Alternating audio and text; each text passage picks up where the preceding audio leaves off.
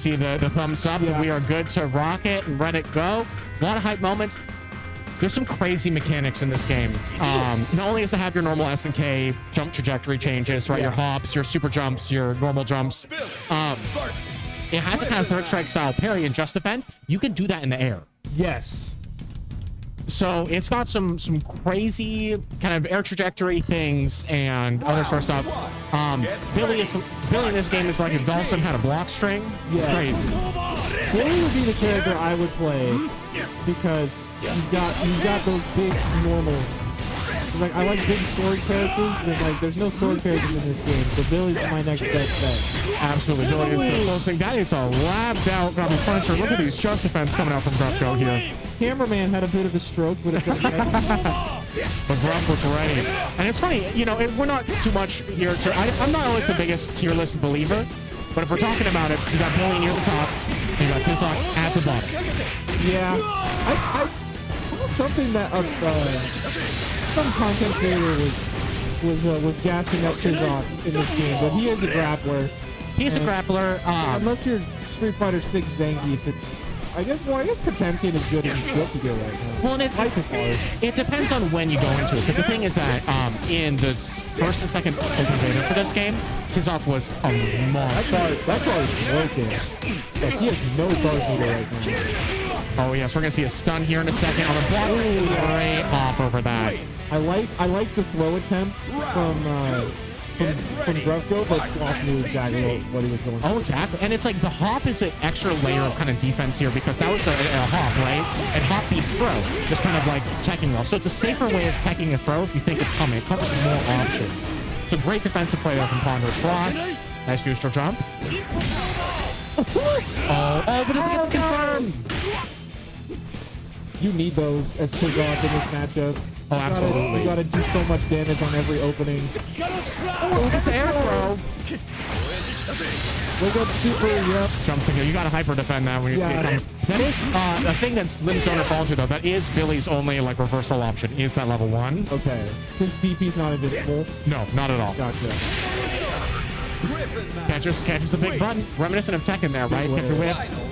And it's with all these different options that tends to be slow, and these two have played quite a bit before. But it's very different. I mean, it's like Geef versus Dawson. It's like the best way I can... Oh, yep. The Rev blows through it. See, system mechanics show there. Guard cancels. See, but I uses a lot of Rev guard here. SPD? Yep. See, that? Okay, we can. Looked like he's going to be too far, but we got it anyway into the level 2. And you know what's crazy?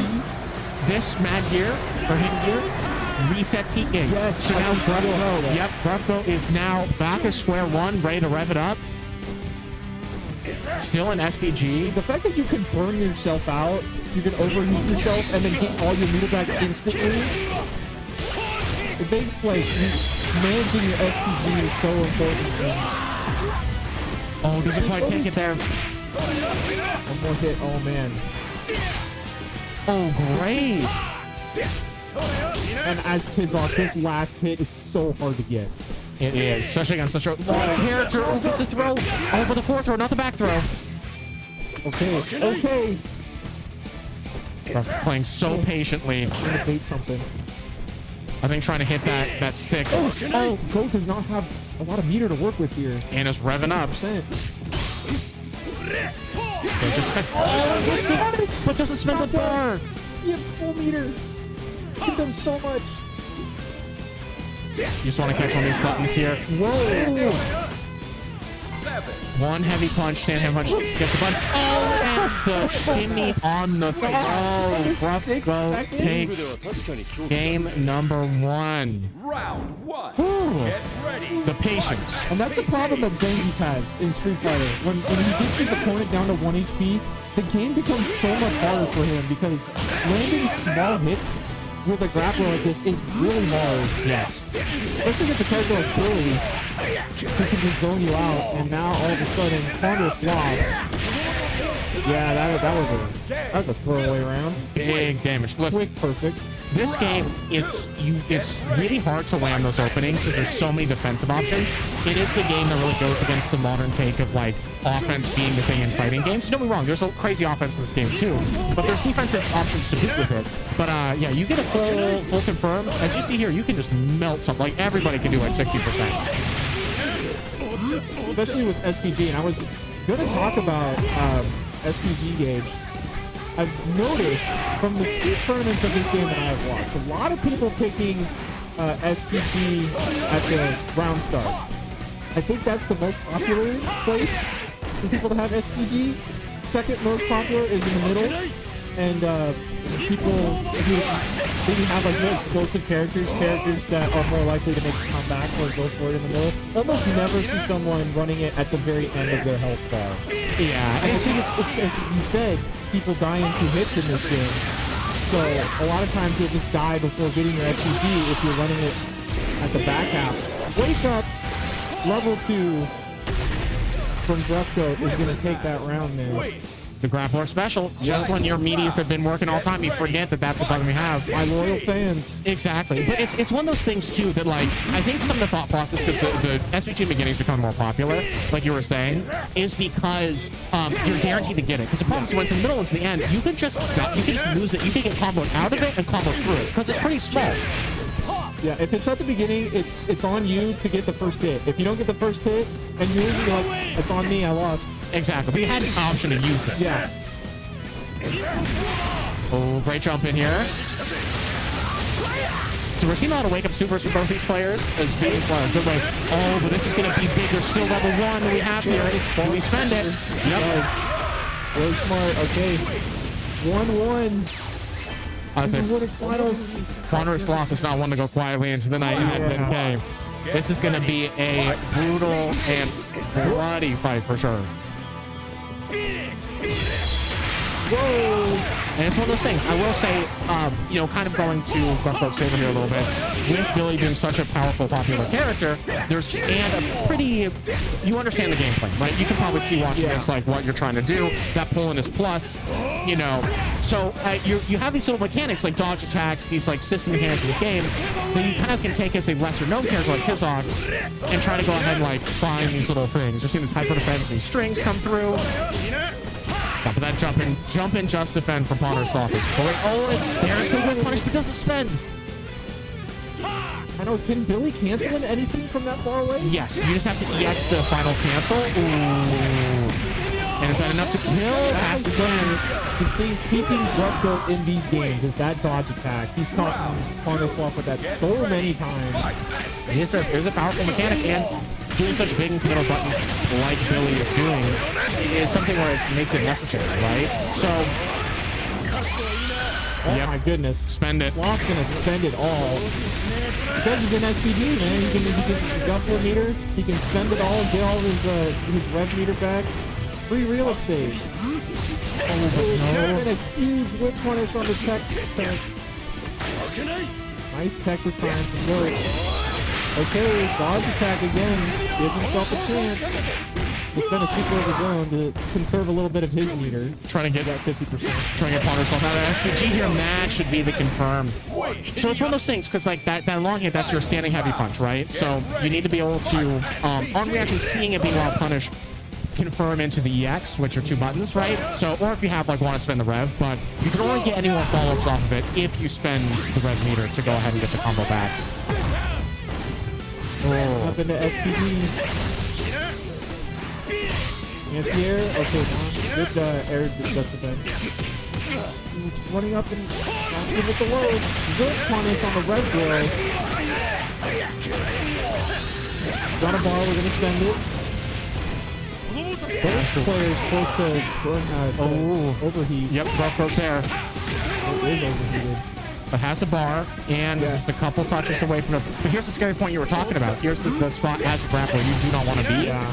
Because it's that last little bit. Ooh, the throw defense is impeccable. Away, but he gets the jump. Oh, he doesn't beat her to follow up. He didn't super throw, but it doesn't matter. He got it anyways. Drefco goes up 2-1. Can he get super off of that jump system? I'm not entirely certain. It may require some SPG with being burned out, not being able to do that. That might make it tough, but you generate the wild punch like that, you can get something. But the spacing is tough, you know, because that super has an initial hit that's kind of far away. Speaking of two touching and massive damage here, Ponderous.Sloth really gets a back throw. Okay. Yep, go into the plus room as well. I was gonna say that this could get out of Sloth's control in a hurry because he was really low on meter, but he managed to get below there and avoid a catastrophe. That slow counter hit is gonna be a lot of damage. We're gonna burn the super, but low on meter is Ghost. He throws Sloth into mid-screen and loses the corner position. See, but if I've learned anything about grappler mains, they want to seem like they're at a disadvantage. Yes. I can see that. I can see that mind game. Oh, drops the combo. Okay, see, but you did go ahead and put Gruffbo into overheat. Nice throw break. Oh, man, that guard meter's going down in a hurry. But just a couple normals and you're dead for Ponderous.Sloth. Wait, just a pixel. Oh, my a God. pixel. And Pixel gets him. Final Set round. point for Get Gruffbo. ready. Fight. the stuff here, you got full meter, so you can go, if you land that big hit, you can go full big combo here. Oh, jumps it. Oh, but doesn't get the punish. Unfortunate for Gruffbo, he baited out the breath throw, but wasn't able to punish. No! Drop the combo. American reset. Still has it. Can spend into the full one here. And that is level 3 SPG, so we are going to get all of our meter back. This is a guess for game scenario. Guess for the set. Guess for set. Guess for winner's side going to grands. Never mind. Good ulti there. Kind of reset them back to some stage. Oh, but doesn't spend the meter. Cross up! Full meter for Sloth. He's got to spend it right here, right? Yeah, that's going to hit. Into level 2. Is it going to be enough? It's not quite. Pixel. Magic pixel here. Oh, no, the wild punish. But can't fall up it. Oh, the jump, it doesn't connect. And gets the jump. Oh, my God. Okay, I'm glad this set went game 5, because this has been some peak cinema. This is. I feel like I'm getting older watching this set. I can't imagine playing in this set right now. Yeah, and on top of this is a classic fighting game matchup, Zoner versus Grappler. And I've always said, in this kind of matchup, I feel like the Zoner is having the worst time. It's true. It's true. The Grappler's used to this kind of matchup. He's used to, getting zoned out for 30 seconds, and then he gets one hit and wins the game. Yep. But for the Zoner, that entire time, they are stressed the hell out. They know that if they mess up, it could just be over. Oh, 100%. If you're hitting yes on that character select as a grappler, especially as Tizok in this game, you know what you're signing up for. Yeah. Like you've agreed with yourself. Like this is what we're doing, and I'm on board with that. But as a zoner, you didn't sign up for this. Yeah. Oh no! That could have been really bad. It's Sloth putting himself in the corner, but he gets the hit anyways, and now he is on set point. We're seeing kind of a big momentum shift from then to there. Things were looking really rough both way, but we're starting to see really good carryover from the momentum. Great light confirm. Meterless almost taken out of SPG. Good hyper defense and overhead. Okay, back throw. And Gruffbo just backing up. We're going to take this face and big whip on it from Sloth. Oh, and we got the bar. We got the juice for a big combo here. Send it.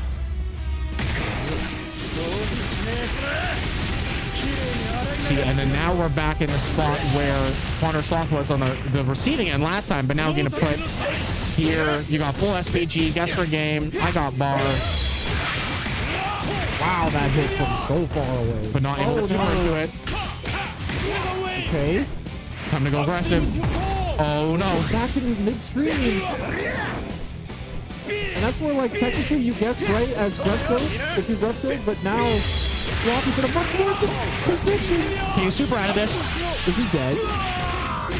I don't know, that's level 2. Not quite, but it's oh, and the wake up level 1. That was honestly kind of a checkmate situation for Sloth there. Because Rough Throat was overheated. He couldn't, like, if he blocked that super, he would have gotten shipped out. And yeah, I think that was just 100% the correct decision from Sloth to do that wake up super. And I don't know if there's anything Rough Throat could have done to win in that situation, to be honest. I guess predict on the just defend in the air, but that's such a crazy mechanical ass. You can still just defend when you're overheated? Yeah. Okay. So that was his only chance then. Yep. Was to just defend in the air. I think he tried to do that. That's why he jumped, but he missed it.